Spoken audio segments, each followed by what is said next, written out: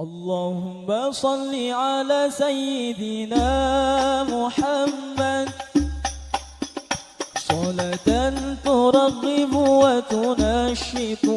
Assalamualaikum warahmatullahi wabarakatuh. Sahabat Nun Podcast dimanapun Anda berada, hari ini di studio Nun Podcast telah hadir Ketua Pimpinan Wilayah Gerakan Pemuda Ansor Provinsi Nusa Tenggara Timur, sahabat Haji Azhar Joe, Sarjana Sosial. Apa kabar sahabat?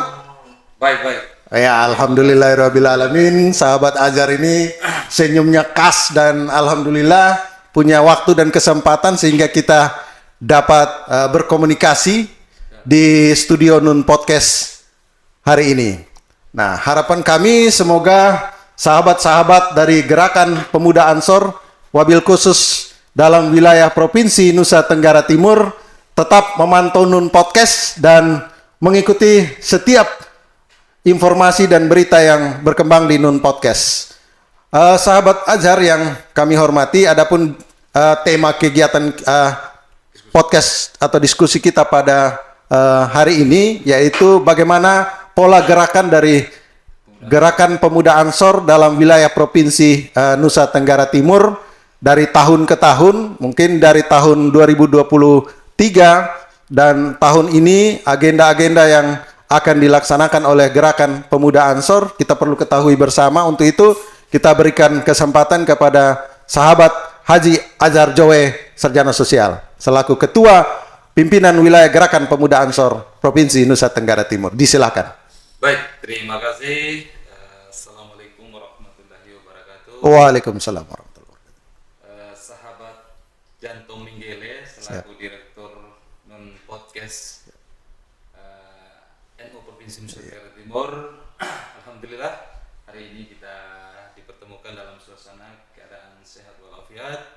Semoga kita terus diberkahi dan dirahmati oleh Allah Subhanahu wa taala. Amin. Dalam suasana ibadah puasa kita sudah memasuki kurang lebih 7 hari atau 8 hari menurut pemerintah dengan beberapa lembaga keagamaan. Kita akan memasuki hari raya Idul Fitri yang sebentar lagi kita akan rayakan secara bersama.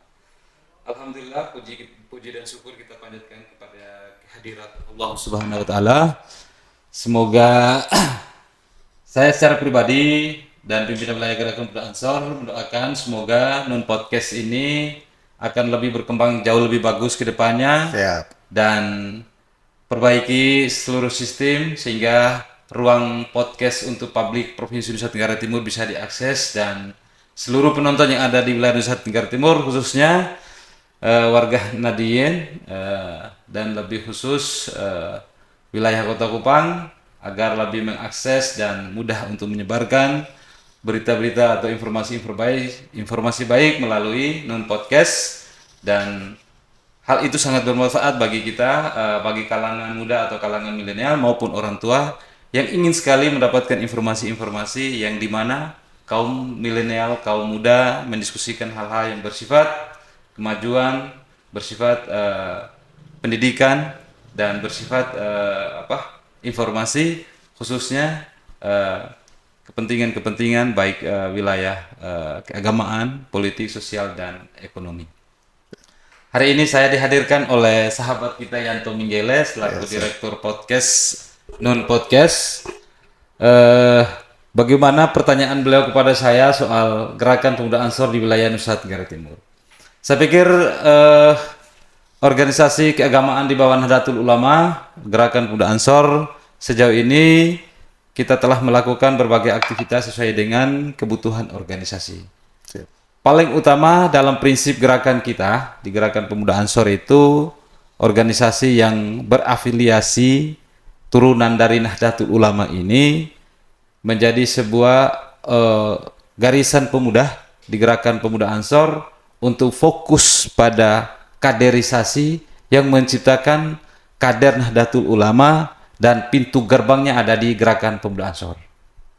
Dan alhamdulillah sejauh ini di Provinsi Nusa Tenggara Timur kita ketahui bersama sejak terbentuknya Gerakan Pemuda Ansor Nusa Tenggara Timur oleh sahabat-sahabat para senior, para alumni sejak dulu, Dan alhamdulillah kita merilis selama kepemimpinan saya sudah memasuki fase mencukupi satu periode. Sebentar lagi saya mau selesai periode saya, dan alhamdulillah saya meletakkan posisi gerakan dan ekspansi organisasi yang dilakukan oleh saya dan sahabat-sahabat di jajaran pengurus wilayah. Kami menciptakan kurang lebih di 19 kabupaten kota di Provinsi Nusa Tenggara Timur. Kader aktif hari ini kurang lebih 2.700. 2.700. Selama kepemimpinan saya kurang lebih 4 tahun. 4 tahun. Dan kader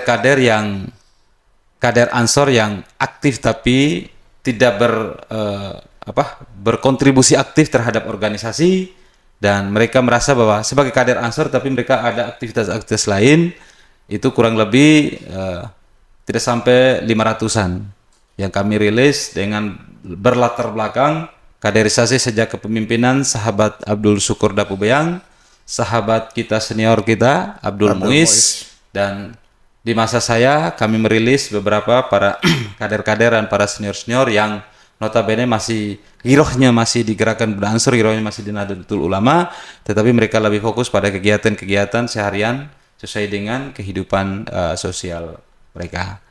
Dan sejauh ini sahabat-sahabat kurang lebih yang kita lakukan langkah-langkah untuk mempercepat langkah organisasi. Kita membentuk cabang-cabang yang di mana cabang itu hanya ada nama cabang tapi tidak ada aktivitas cabang. Kita ada syarat yang harus dilakukan di cabang-cabang tersebut untuk menekan, membangun cara pandang sahabat-sahabat di daerah. Kadang-kadang polarisasi yang dibangun organisasi di, saya sebut saja di Nusa Tenggara Timur ya. Sejauh ini yang kita melihat di bawah banyak sekali memikul SK tetapi tidak mau melaksanakan perintah-perintah organisasi. Hanya menunggu kegiatan-kegiatan kebesaran organisasi seperti kongres, muswil, musda, dan lain-lain seperti itu agar hadirkan mereka mewakili seluruh utusan daerah. Tetapi saya melihat potensi yang cukup besar di bawah basis keumatan itu, kalau kita digarap dengan kalau kita menggarap dengan cara kita, dengan maksimal dengan misi-misi organisasi, saya pikir itu jauh lebih baik untuk mendapatkan, untuk memenuhi kebutuhan organisasi, yaitu bersifat berlandaskan pada sistem kaderisasi sehingga mereka memahami organisasi itu dengan baik, memahami peta jalan organisasi dan anggaran dasar anggaran rumah tangga organisasi itu dengan baik. Saya pikir yang paling terlihat organisasi yang punya giroh dan semangat yang cukup luar biasa hari ini, selama saya menelusuri di beberapa kabupaten di seluruh Nusa Tenggara Timur, palingan organisasi Gerakan Pemuda Ansor dengan organisasi Pemuda Muhammadiyah selalu tampil pada momen-momen yang dimana baik hal itu momen formal di pemerintahan maupun non formal di non pemerintahan, dan selalu tampil dengan membawa misi yang sama untuk bagaimana menjaga situasi dan kondisi keumatan yang ada di seluruh kabupaten kota di wilayah Nusa Tenggara Timur. Saya sering ke Melaka, di sana ada sahabat-sahabat kita Pemuda Muhammadiyah. Saya sering ke Manggarai Barat, malahan di Manggarai Barat itu ada Pemuda Muhammadiyah yang selalu kolaborasi dengan Gerakan Pemuda Ansor yang ada.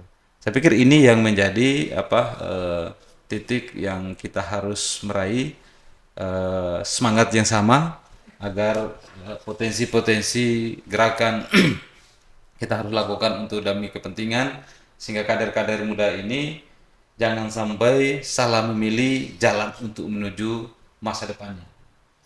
Kalau memilih, kasarnya begini, kalau memilih NU dan Muhammadiyah, saya pikir final untuk Indonesia. Tidak ada masalah dan tidak ada persoalan lagi. Tapi kalau memilih yang lain masih ada pertanyaan di balik pilihan itu. Kalau dua pilihan itu berarti kalau final. pilihan itu selesai. Artinya kita hidup secara nasional dari isu nasional, apalagi kita di Nusa Tenggara Timur cukup mendominasi dengan kelompok-kelompok keumatan yang lain, sehingga yang ada di pikiran mereka itu dua.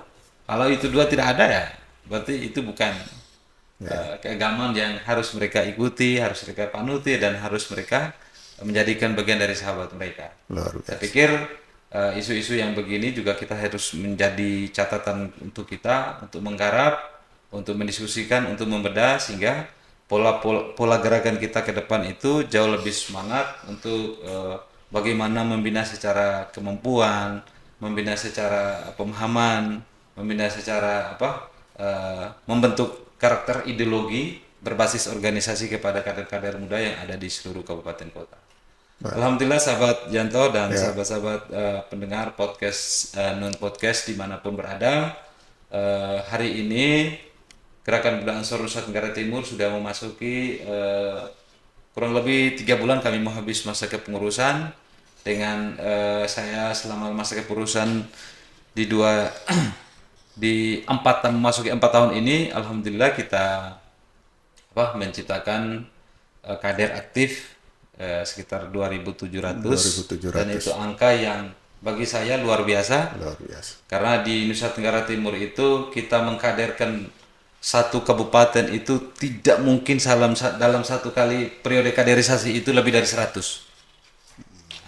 Mengumpulkan dari 20, 30 sampai 50 orang dan ada yang sampai 100 orang itu satu hal yang bagi saya rumit, tapi karena kita bersama-sama dengan membebani pikul ini dengan sahabat-sahabat di seluruh cabang, sehingga solusinya itu bisa kita dapati. Dan kita bisa melahirkan mereka dari satu periode kaderisasi itu kurang lebih 30, 50, ada yang sampai sekitar 70-an. Dan ini upaya pemetaan ini kita akan terus lakukan agar ke depan sehingga seluruh kabupaten kota ini kita bisa mendapatkan momen yang tepat agar hari-hari besar keagamaan dan sahabat-sahabat kita bisa terlibat. Bukan saja hari-hari besar keagamaan sahabat-sahabat kita di luar, tetapi yang terpenting bagi kita itu di momen-momen seperti Ramadan begini, GP Ansor dan Banser itu maupun ormas-ormas lain yang notabene bisa lakukan aktivitas-aktivitas seperti safari Ramadan, tadarus bersama dengan para ulama, para tokoh di seluruh masjid, terus melakukan kegiatan-kegiatan pembersihan masjid, tidak menunggu harus kita melangkah yang sifatnya eksternal di luar, tetapi jauh lebih penting kita memikirkan soal internal yang harus membutuhkan sentuhan-sentuhan dari kita sebagai organisasi yang berafiliasi keagamaan. Dan organisasi berafiliasi kepada Nahdlatul Ulama maupun ormas-ormas lain. Saya pikir itu hal-hal yang penting untuk kita gagas bersama ke depan untuk memberi cara pandang kepada seluruh cabang, seluruh kader yang ada di seluruh kabupaten kota, biar kita lakukan gerakan. Nah, ada satu lagi sahabat. Siap. Saya selama kepengurusan saya kemarin, sebentar lagi mau habis ini, kita kadang-kadang pola kaderisasi itu kita buat ada sedikit beda dengan sistem kaderisasi secara nasional. Di mana kita lakukan itu seperti di beberapa titik di kabupaten, kita menugaskan anak cabang itu untuk menjadi petugas takmir. Menugaskan anak cabang itu setiap kali hari Jumat itu dia harus baca khutbah. Terus di setiap kali subuh itu dia harus memberikan kultum. Ini di beberapa kecamatan kita terus lakukan uji coba di Kecamatan Pulau Ende. Kenapa kita harus lakukan itu? Walaupun di Pulau Ende itu adalah embrio umat muslim 99,9%, tetapi cara pandang umat muslim di sana yang tidak berafiliasi dengan kita secara bersama dan mempengaruhi ekosistem di bawah di seluruh musola maupun masjid. Nah, itu juga harus kita bentengi dengan memberikan pemahaman lewat kader itu. Dan rata-rata kader yang sudah kita tugaskan itu minimal sudah punya kemampuan. Kalau saya katakan di organisasi tingkat mahasiswa itu, contoh mungkin mereka di PMI itu sudah masuk ke PKL luar biasa. Tapi kalau di Ansor minimal mereka sudah kaderisasi di tingkat PKL, DTD atau PKL, tapi kemampuan latar belakang dari si sahabat kita itu minimal dia lulus dari pondok. Artinya tingkat kemampuan secara individual itu sudah mumpuni untuk menangkis, menjawab, memberikan pemahaman-pemahaman yang dimana sejauh tidak menentang pada akidah-akidah yang ada. Saya pikir itu yang harus kita lakukan. Insya Allah di beberapa kabupaten kota yang kita lihat, walaupun umat muslim mayoritas itu tetapi ada gerakan-gerakan lain, maka kita komunikasi dengan polsek, kita komunikasi dengan kecamatan, pihak kecamatan. Ayo kita membangun kesepakatan untuk bagaimana gerakan itu didukungi oleh pihak kepolisian dan pihak kecamatan. Karena kita tidak mungkin menunggu polisi atau TNI harus melakukan gerakan atau langkah-langkah untuk mengantisipasi gerakan-gerakan lain. Minimal kita harus menjadi garda untuk membentengi umat di bawah, dan kita membantu pihak TNI dan Polri, pihak pemerintah, sehingga arus gerakan kelompok-kelompok itu agak diredam dengan langkah-langkah kita yang kita harus tampilkan di depan. Saya pikir itu yang langkah kita lakukan. Baik, banyak hal yang sudah dibicarakan tadi. Pada prinsipnya gerakan pemuda Ansor yang ada di wilayah Provinsi Nusa Tenggara Timur luar biasa, sudah banyak. Saya ambil benang merahnya tadi kurang lebih 2.700 kader. Sementara kader aktif kurang lebih ada 500-an. Dan sudah mengikuti jenjang pengkaderan mulai dari DTD dan seterusnya, dan ini sampai ke luar tingkat biasa instruktur. sampai ke tingkat instruktur itu sudah ada, dan ini hal baik, hal positif yang sudah ditorehkan oleh sahabat Haji Azhar Joe, Sarjana Sosial selaku Ketua Pimpinan Wilayah Gerakan Pemuda Ansor Provinsi Nusa Tenggara Timur.